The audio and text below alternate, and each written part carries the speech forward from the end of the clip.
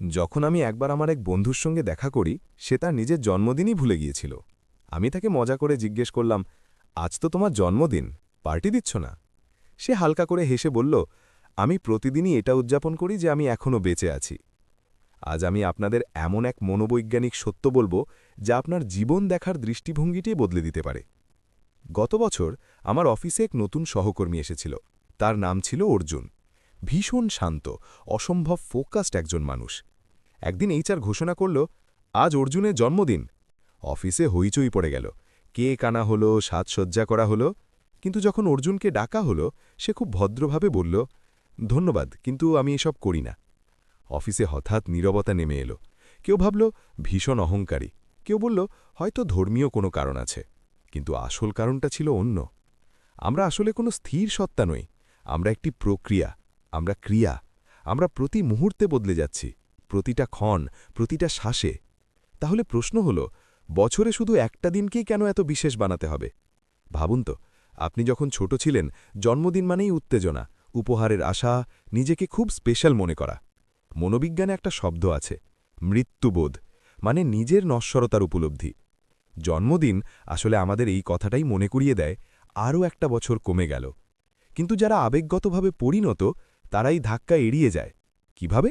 তারা প্রতিদিনই সচেতন থাকে যে জীবন অস্থায়ী, তাই তাদের কোনো বিশেষ দিনের দরকার হয় না।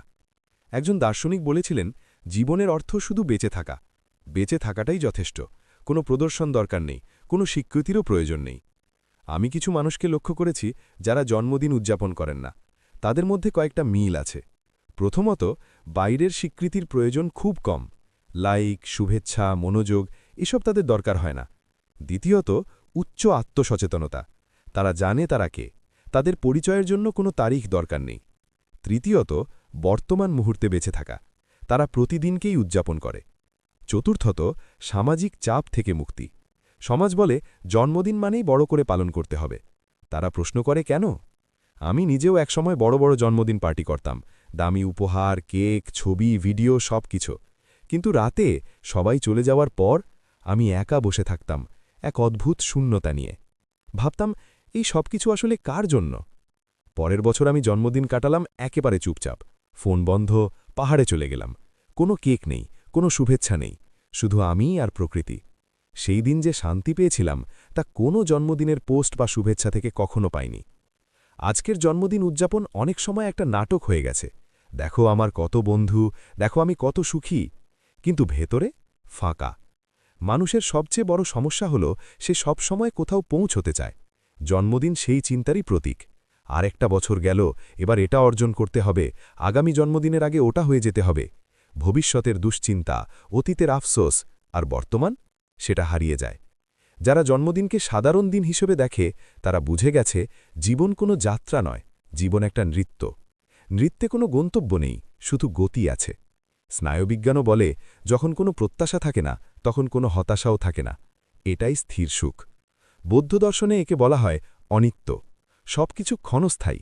আপনার বয়স, আপনার জন্মদিন, আপনার জীবন। যেদিন এটা মেনে নেবেন, সেদিনই মুক্তি। তাহলে কি জন্মদিন উদযাপন বন্ধ করে দেওয়া উচিত? না। প্রশ্নটা হল, আপনি কেন উদযাপন করছেন? সমাজের চাপে নাকি সত্যিকারের আনন্দে? যদি আনন্দে হয়, করুন। কিন্তু যদি শুধু করতেই হয় বলে হয়, একবার থামুন। সত্যিটা হল, যারা নিজের জন্মদিন ভুলে যায়, তারা আসলে সবচেয়ে বেশি বর্তমানে থাকে। তারা ক্যালেন্ডারে নয়, মুহূর্তে বাঁচে। আমার দাদু ৯০ বছরের। শেষ ২০ বছর ধরে তিনি জন্মদিন পালন করেন না। আমি জিজ্ঞেস করেছিলাম কেন। তিনি বলেছিলেন, এই বয়সে প্রতিটা দিনই বোনাস, প্রতিটা সকালেই উৎসব। মজার বিষয় হল, আপনি যত কম জন্মদিনকে গুরুত্ব দেবেন, তত বেশি জীবনকে গুরুত্ব দেবেন। একসময় ভারতে জন্মদিন পালনের চল ছিল না। তিথি পালিত হতো, যা প্রতি বছর বদলাত। আমাদের পূর্বপুরুষরা জানতেন, সময় স্থির নয়, তরল। আজকের জনপ্রজন্ম জন্মদিন নিয়ে বিষণ্ণতায় ভোগে। কেউ শুভেচ্ছা দিল না, লাইক কম পড়ল, সবচেয়ে কাছের মানুষ ভুলে গেল, স্বীকৃতির ক্ষুধা। কিন্তু কিছু মানুষ এই চক্র থেকে বেরিয়ে এসেছে।